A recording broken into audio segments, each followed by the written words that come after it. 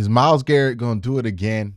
Is he going to find a way somehow to win Defensive Player of the Year again? Is he back in that conversation after a hot few weeks? Well, let's talk about it. Let's react to this clip from FS1. But I'm going to start with you, Craig. Yeah. So are the Steelers still contenders at the... My concern of this game, amongst a lot of things, was the fact that this vaunted Steeler defense allowed such significant drives from Jameis Winston, and really a bad, historically this year, bad Cleveland Browns offense, like 12 play 80 yards, 10 play. I would give the Steelers a little bit of slack here because, yeah, if you look at the Browns' overall numbers, they are a historically bad offense. But we got to be real about it. The person driving those historically bad numbers is number 4. He was not out there, right? So the Browns offense with Jameis, without Jameis, 2 different offenses. The Browns offense, honestly, with Watson, without Watson, 2 different offenses, right? And since Watson got injured, the Browns have been second in passing and number 5 in first downs in the NFL. So it's not like the Browns did anything against Pittsburgh that they hadn't done against other defenses in the NFL.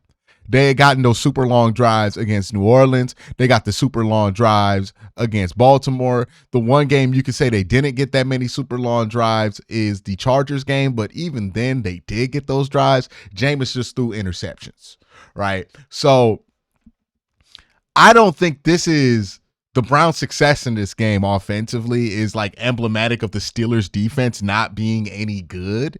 I think it's just more to the opposite of that the Browns' offense is significantly different, especially in 2024, more so than any other year. And you can make the argument this happened in other years. But the Browns' offense is just different when Deshaun's not out there. And I think it's time that, we only bring up those splits when it's convenient, when it's like time to criticize Deshaun. But like, it's at the point now to where it's not really fair to judge the Steelers defense because they didn't hold the Browns to what the Browns have been doing with numbers that include with Watson was there. Now, that being said, like if you look at the Browns like that, they're an offense that's decent, a defense that has their up and downs, gives up big plays, not the greatest run defense in the world, but still a solid defense. And they're a 2-2 football team since playing Jameis Winston. So you got to look at the Browns in 2 different lights, right? What they were with Deshaun, which is not relevant anymore, and what they've been since Deshaun's gotten injured, which is a above average at times, sometimes below average at times, but for the most part, average 2-2 football team with a quarterback who can get the ball up and downfield on a regular basis. Now, if you're asking me if I think the Steelers were ever Super Bowl contenders, no. Right? Like this Steelers team does not scream to me that they're going to be able to win 4 games in a row versus the best competition in the NFL. Right? This is a team that might be good enough to win a playoff game, which is better than what the Steelers' playoff efforts have been since 2016. But if you're asking me, will the Steelers be able to win the Super Bowl this year? I think that's kind of crazy, right? Like, I don't think that they're going to beat Baltimore 2 times for the rest of the year.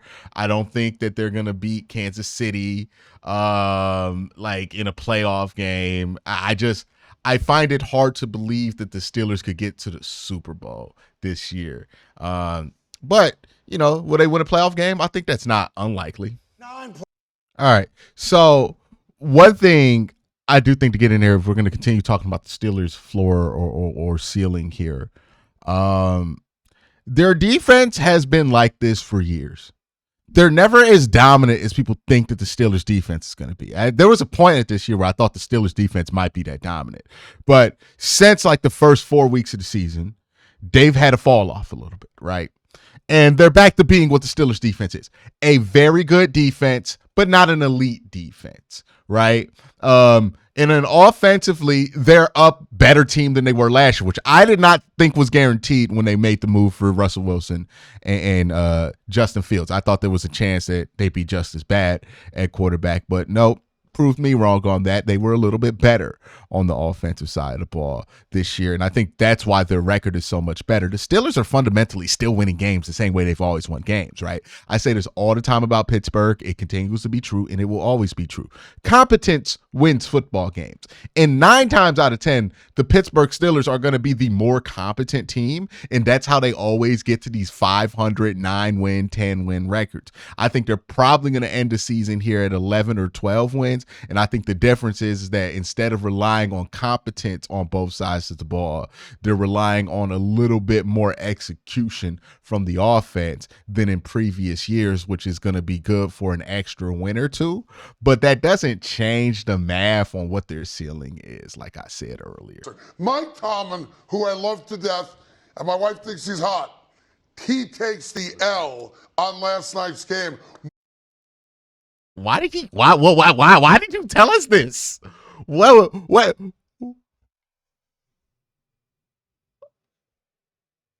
Sir, this is a Wendy's. In football, Myles Garrett for the Browns, obviously TJ Watt for the Steelers. Myles Garrett, 3 sacks last night. He had a message after the game for TJ Watt. I guarantee you one place he's number 1 with his shirt off. Have you ever seen that dude with his shirt off? He is number 1 with his shirt off, but is he the best defensive player in football, Danny? He is. He is. Like it's an eye test thing because there are guys at times where you can point to some stats and all of that, and I do think it's a 2-man race between him and TJ Watt, but we can show the numbers since they both came into the league, TJ Watt and Myles Garrett, and it's close, but it actually favors TJ Watt. He's got more sacks, he's got more quarterback hits, he's got more tackles for loss and all of that, but also the thing that's crazy is that if you really think about this graphic right here, right? If you actually think about how this graphic is what it is, it's kind of amazing that Myles is even like within striking distance of TJ Watt in all of these numbers, because Myles has missed a lot of games in his career, especially early on with injury. And also Myles was on significantly worse teams up until about like 2020, the 2020 Browns, than TJ Watt, especially when it comes to help. Like TJ came into the league and was put in a situation to thrive because he wasn't asked to be the man. Like you had Cam Hayward, you had Bud Dupree at the time. Like he kind of stepped into a role there and played that role really well at a Hall of Fame level, right? Like TJ Watt is definitely going to be in the Hall of Fame one day. But Myles Garrett came into the league with Emmanuel Ogbah holding it down on the other side, right? Like some of the dudes he's had to play with him at 3-tech, certainly not Cam Hayward. And also when you look at these numbers, it's kind of always going to lean TJ. There's a built-in bias towards TJ because TJ has played in a 3-4 his whole career, which means that he's going to be on a lot of outmanned fronts versus Myles Garrett, right? When you run a 3-4, you're going to send 5 more than you're going to send when you do a 4-3, which Myles has played in his whole career. So Myles has played with the numbers disadvantage his whole career. He's been double teamed more at a higher rate than TJ Watt has his whole career, right? Myles Garrett came into league, the only pass rusher worth anything on the Cleveland Browns. So yeah, when it's time to double team somebody, even in 2017, fresh into the league, Myles Garrett's going to be the one eating the double team, even when they were wearing the FUBU jerseys, right? Then Myles Garrett starts to evolve into one of the best players in the league, still eating all those double teams. TJ Watt didn't really get double teamed until he almost broke the sack record. So yeah, TJ has the edge in these numbers, but again, like, if you really think about the context in these numbers, the fact that this dude, Myles Garrett, right, that guy right there, has been double teamed in almost every snap he's ever played in the NFL versus TJ, who he's been double teamed more recently, but he's not double teamed at the rate that Myles is. And yet Myles is still able to do this. The level of difficulty for Myles to get to 100 sacks versus TJ, just much more different. When you look at the help, when you look at the fact that he's been doubled more, I mean, it's just incredible. And that's why people will watch Myles Garrett and they say the eye test tells them that he's better, because the numbers don't do Myles Garrett justice. We don't like Myles Garrett is such a freak of nature that we don't have the stats available to us yet to quantify his greatness versus TJ Watt, who does well in those traditional metrics because he's more of a conventional player. And I know Cleveland has some guys on defense that the casual NFL fan can name, but basically every NFL fan can name 4 or 5 or 6 great defensive players that TJ Watt has played with. If you look just a little deeper, the attention that Myles Garrett gets is just different. We on the same page. Okay, see, you can tell I did a pre-watch. You can tell I did a pre-watch here, right? But look at that double team percentage. So, like, when we look at those stats, we're like, oh, TJ Watt has the edge on Myles Garrett. Look at the double team percentage. Look at that. Myles has been doubled twice as much as TJ Watt in his career. Twice as much. So, with twice as much double teaming, he's still accomplishing a similar amount of production as TJ Watt.